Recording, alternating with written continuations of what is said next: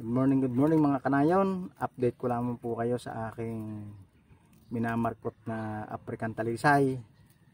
Ito po, hindi ko na po naipakita yung pagkakat ko ngayong umaga, pero yun o, bagong cut to sa mother plant, sa mother tray.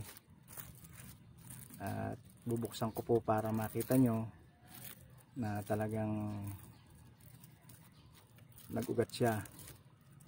Kapuputol ko lamang po ito doon sa puno, malapit lang dito yung puno ng talisay. Yan, ito po mga kanayong, talagang kitang kita na yung kanyang ugat. Bali first time ko lamang po na ginawa itong pagmamarkot ng African talisay. At dahil nga po yung aming boss ay ayaw nang bumili, masyadong napakamahal daw ng isang puno, kaya bilang farm boy ako po ay pinag-isip ng paraan kung paano makakapagparami. Yan po, laki ng ugat. Yan. Bali ito po ay ipupunla dito sa aking pinaghalong kokopit at saka lupa. Yan. Bali ito nga po pala ay almost 7 weeks na markot, at dahil nga po naging busy tayo sa ating rice field, pagtatanim ng palay, mais, mani, kaya ngayon lamang po uli ako kapag-update sa inyo.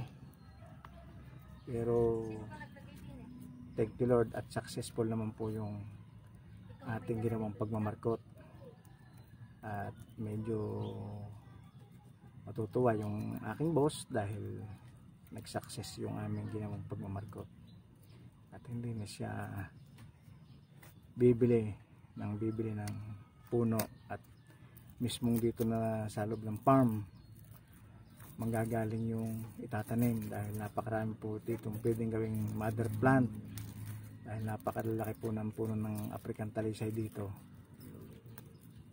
Sa susunod po yung susubukan namin ay yung isang variety ng African talisay, yung variegated, yung puti. Yan po ay isa sa variety na talagang napakamahal. Kahit maliit lang yung ano niya, napaka mahal po na isang puno. Aabot po siya ng 2 hanggang 50,000, mula 2,000 hanggang 50,000 ang halaga ng isa, depende po sa taas. Kaya kung napanood niyo po ang video ito, pakishare lamang po ako, at kung kayo po ay may karagdagang kaalaman sa pagpapadami ng African talisay, pwede po kayong mag-message sa akin o i-comment nyo po ako, at nang malaman ko din po kung hanggang saan nakarating ang video ito.